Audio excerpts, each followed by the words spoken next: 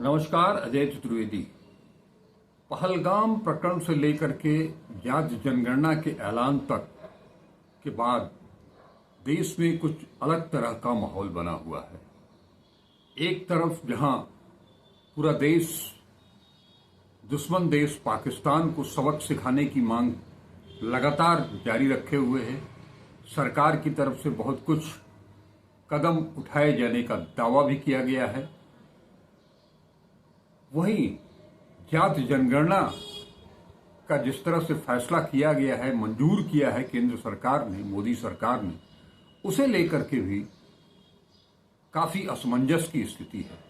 खास तौर पर सत्तारूढ़ दल से जुड़े कार्यकर्ताओं के बीच में, उनके भक्तों के बीच में और सत्तारूढ़ दल भारतीय जनता पार्टी की मातृ संस्था आरएसएस, अभी तक आरएसएस की तरफ से इस पर कोई भी टिप्पणी नहीं आई है। वैसे जाति जनगणना का क्या स्वरूप होगा, कैसे ये प्रक्रिया शुरू की जाएगी, कैसे लागू होगी, क्या इसका इतिहास रहा है, इन सब के बारे में हमने कल राजनीतिक विशेषज्ञ, राजनीतिक मामलों के विशेषज्ञ, कानूनी विशेषज्ञ, संविधान के ज्ञाता, विधि वेत्ता, बनारस हिंदू विश्वविद्यालय के विधि संकाय के डीन रहे, शिक्षक संघ के अध्यक्ष रहे और देश की कई जानी मानी संस्थाएं, रिप्यूटेड इंस्टीट्यूशन जो कि कानून के लिहाज से, संविधान के लिहाज से अपना प्रमुख स्थान रखती हैं, उसके सदस्य रहे, पदाधिकारी रहे, प्रोफेसर एमपी सिंह से एक लंबी बातचीत मैंने की थी। वो आप सबके लिए प्रस्तुत भी कर दी गई है। लेकिन मामला यहां नहीं, यहां दूसरा है। मैं आज जिस मुद्दे पर बात करने आया हूं वो है बिहार और बिहार का चुनाव। जाति जनगणना हो या पहलगाम की घटना हो, आम जन के बीच में अगर चर्चा छिड़ी हुई है तो ये है कि पहलगाम का बदला कैसे लिया जाएगा। पहलगाम की जिन बेटियों ने अपना सुहाग खोया है, उन्हें जिस तरह से ट्रोल किया जा रहा है, उनका जवाब कैसे दिया जाएगा। प्रधानमंत्री या केंद्र सरकार, गृह मंत्री क्या अपने ट्रोलर्स को कोई आदेश निर्देश दे सकते हैं? क्या उस पर वो अंकुश लगा सकते हैं? इन मुद्दों की भी चर्चा पूरे देश भर में सरेआम चट्टी चौराहों पर होती हुई नजर आने लगी है। न केवल सोशल मीडिया बल्कि एक आम पब्लिक के बीच में भी जिस तरह से इन बच्चियों को, इन नवविवाहिताओं को ट्रोल किया जा रहा है, और वो सिर्फ इसलिए कि वो अमन चैन की बात कर रही हैं, शांति का पैगाम दे रही हैं, भाईचारे का पैगाम दे रही हैं, इसलिए उनको ट्रोल किया जा रहा है, भद्दी भद्दी गालियां दी जा रही हैं। इस बीच जैसा मैंने बताया कि मैं बिहार इलेक्शन को लेकर के आज चर्चा करने के लिए आया हूं। बिहार में पूरी फोकस, पूरी ताकत राहुल गांधी ने झोंक दी है, कांग्रेस ने झोंक दी है। 2025 का ये जो 5वां महीना शुरू हो गया है, इन 5 महीनों के दौरान खुद राहुल गांधी और उनके दूत बन करके बिहार गए और पलायन रोको, नौकरी दो यात्रा निकाली, सकुशल एक सफल यात्रा जिसने बिहार में कांग्रेस को फिर से खड़ा कर दिया। इतना ही नहीं, ये राहुल गांधी की ही स्ट्रेटजी थी जिसके तहत प्रदेश अध्यक्ष बदला गया। अखिलेश प्रसाद सिंह को हटा करके राजेश राम को अध्यक्ष प्रदेश की कमान सौंपी गई। इससे पहले प्रभारी बदले गए और कृष्णा अल्लावरू को ये जिम्मेदारी दी गई। कृष्णा अल्लावरू ने अब तक बहुत करीने से एक कुशल राजनीतिक की तरह, कुशल कूटनीतिक की तरह और चुनावी विशेषज्ञ की तरह उन्होंने अपने फर्ज को अदा किया है।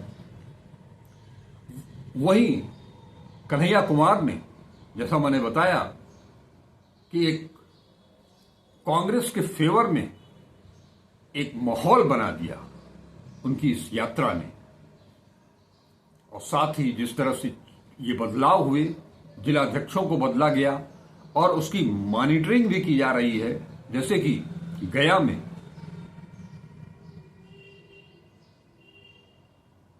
जो कुछ भी सामने आया अभी हाल ही में, वहां संविधान सुरक्षा यात्रा निकाली गई, मार्च निकाला गया और उस मार्च में प्रदेश कांग्रेस अध्यक्ष राजेश राम भी शामिल हुए। सबसे बड़ी चीज तो यह है कि पटना से लेकर के और गया तक की दूरी के बीच में जहां जहां वो गए, जिस जिस रास्ते से गए, चौराहों पर, गांव की पगडंडियों पर उनका स्वागत सत्कार किया गया कांग्रेसियों की तरफ से। ये बिहार के लिए, कांग्रेस के लिए एक बड़ी बात थी, क्योंकि हाल के दिनों में क्या, विगत 30 साल से, 3 दशक से कांग्रेस केवल पिछलग्गू की तरह ही वहां अपना अस्तित्व बचाए रखी थी। केवल नाम था कांग्रेस का, कांग्रेस की कोई चर्चा नहीं करता था। कांग्रेस के पीछे उनकी रैलियों में भीड़ बहुत ज्यादा नहीं होती थी और कहां कांग्रेसी और उनके साथ साथ कांग्रेस समर्थक आकर के प्रदेश अध्यक्ष राजेश राम का स्वागत कर रहे हैं, तो निश्चित तौर पर बदलाव तो दिखने लगा है। इस बीच कल महागठबंधन के जो सभी 6 घटक दल हैं उनकी बैठक हुई और बैठक बहुत अच्छी रही। जैसा बताया जा रहा है, जो रिपोर्ट हासिल हो रही है उसके अनुसार बैठक बहुत अच्छी थी। बैठक के बाद आरजेडी नेता और राज्यसभा सांसद मनोज झा ने बहुत कुछ विस्तार से बताने की कोशिश की, बहुत कुछ इशारों में वो बोल गए। और वहीं कांग्रेस ने भी इस बैठक को बहुत ही महत्वपूर्ण और सार्थक बताया है।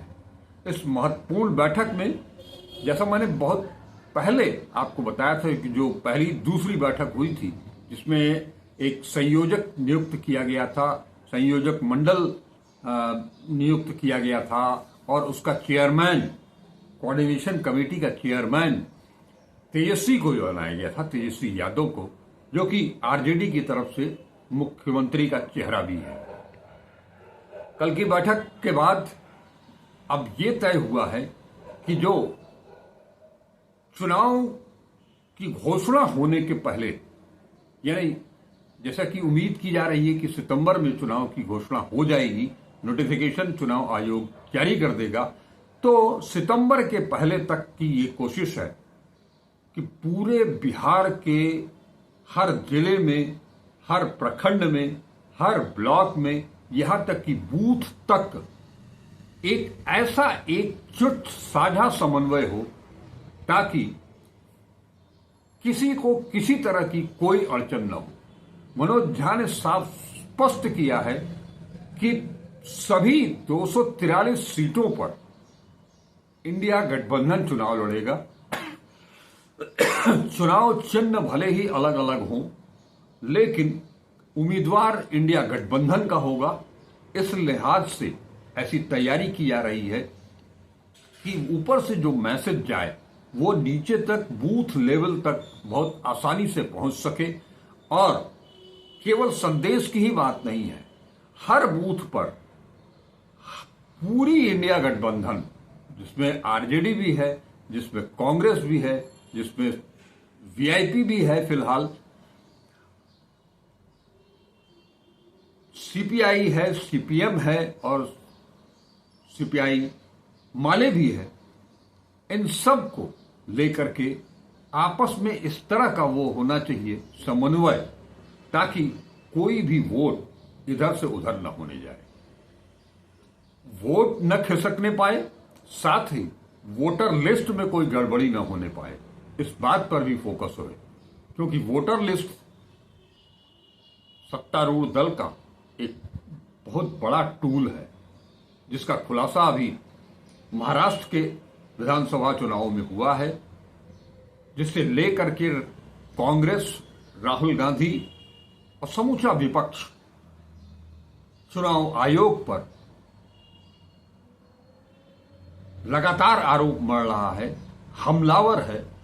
ये दीगर बात है कि चुनाव आयोग की तरफ से जो मांगा जा रहा है वो अभी तक उपलब्ध नहीं कराया गया है।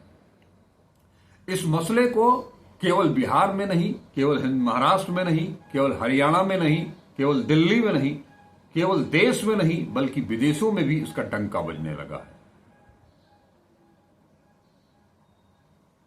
और इस एक तरफ से अगर ये कहा जाए कि चाहे वो राजद हो, चाहे वो कांग्रेस हो, चाहे वो सीपीआई हो, माने वामपंथी गठबंधन जो है, वामपंथी दल जो हैं, वो सब मिलकर के इस बार पूरी ताकत झोंक देने वाले हैं। और शुरुआत में मैंने कहा था पहलगाम और जाति जनगणना का जिक्र किया था।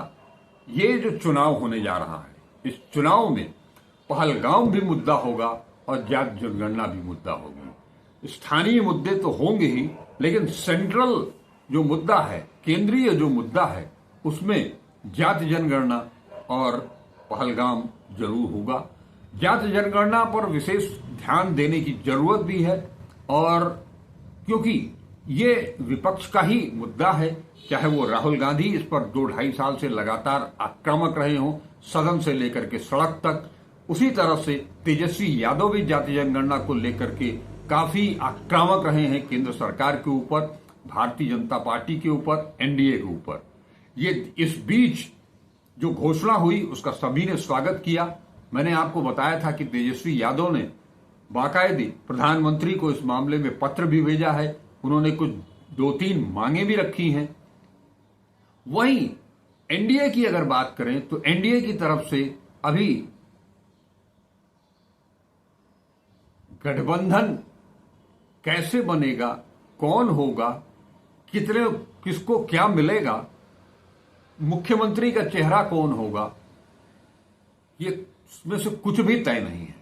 वहीं जाति जनगणना की घोषणा होने के बाद, केंद्र सरकार द्वारा जाति जनगणना को मंजूरी दिए जाने के बाद, एनडीए घटक दल के एक नेता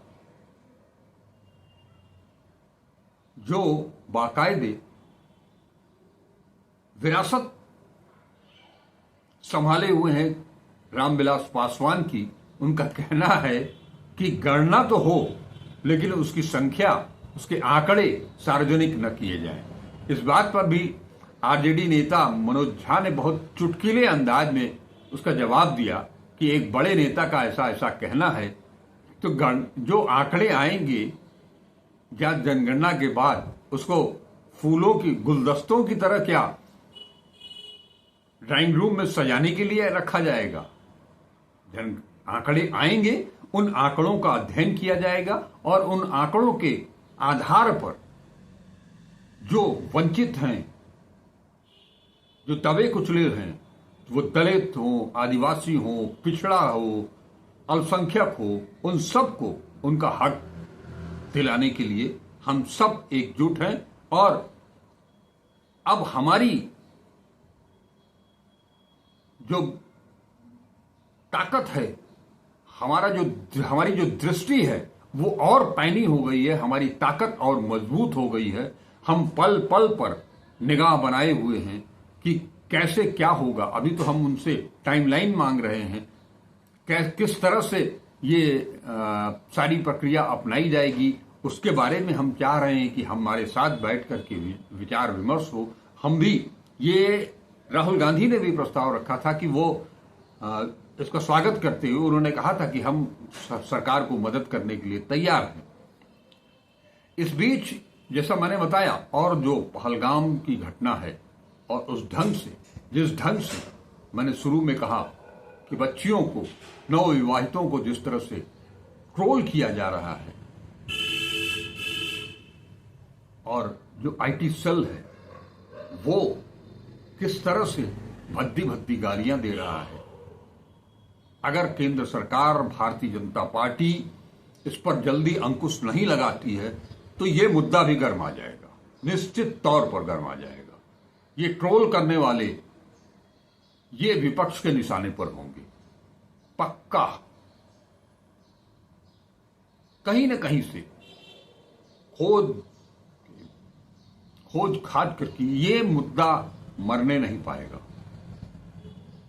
इसलिए मेरी भी ये सलाह है केंद्र सरकार को, प्रधानमंत्री को, गृह मंत्री को, भारतीय जनता पार्टी के अध्यक्ष को और आरएसएस के प्रमुख को भी, कि ये जो प्रक्रिया अपनाई जा रही है, जिस तरह से उन बच्चियों की ट्रोलिंग हो रही है, जिसमें आपका एक जवान भी है, लेफ्टिनेंट नरवाल, उनकी पत्नी,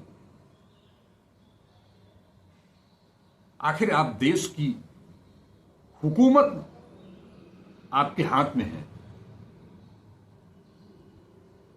ऐसी घटनाएं जिससे पूरा देश हिल गया है, और उसके बाद अगर कोई अमन चैन की बात करता है, शांति का पैगाम देता है, भाईचारे का पैगाम देता है, तो उसे ट्रोल किया जाएगा। मैंने कहा कि इसका जवाब मिलेगा बिहार के चुनाव में। वो इसलिए भी कहा कि पूरा विपक्ष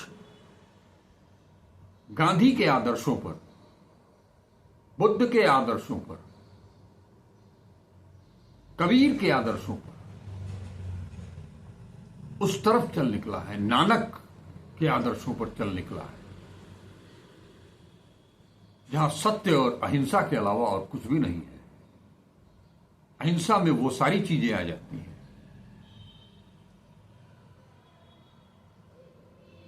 मोहब्बत का ही तो पैगाम दिया जा रहा है। इसे स्वीकार करने में फर्क क्या है? कश्मीर, आप कहते हो कि कश्मीर हमारा है, निश्चित तौर पर कश्मीर आपका है, हम सब का है। केवल कश्मीर ही नहीं, कश्मीरी भी हमारे हैं। तो इस लिहाज से केंद्र सरकार को अपनी ट्रोल टीम के खिलाफ एक्शन तो लेना पड़ेगा। जहां तक मैं बता रहा था बिहार की बात, बिहार की राजनीति की बात, वहां महागठबंधन, इंडिया गठबंधन पूरी मजबूती के साथ, पूरी मुस्तैदी के साथ एकजुट होकर के एक लक्ष्य एनडीए को हराना है। बिहार में सुशासन, वास्तव का सुशासन लाना है, जहां हर तबके के लिए खुशहाली हो, गरीब के घर में भी उजियारा हो। जो चिराग पासवान नहीं जला सके, उसे इंडिया गठबंधन, महागठबंधन, राहुल गांधी, तेजस्वी यादव, कन्हैया कुमार, कृष्णा अलावरू, मल्लिकार्जुन खड़गे और लालू यादव, इन सब को लेकर के चल रहे हैं। और यही वजह है कि वंचित समाज, जो असंगठित मजदूर हैं, उनके हित में, उनकी लड़ाई में, उनके संघर्ष में पूरा इंडिया गठबंधन उन्हें समर्थन देने के लिए राजी हुआ है। इस बैठक में तय हुआ है और इसी के तहत 20 मई, यही 20 मई को राष्ट्रव्यापी बंद के दौरान सभी विपक्षी दल एकजुट होकर के असंगठित मजदूरों के हक और हुकूक की जो मांग है, उसके लिए सड़क पर उतरेंगे। आज बस इतना ही। फिर मिलेंगे इस वीडियो में।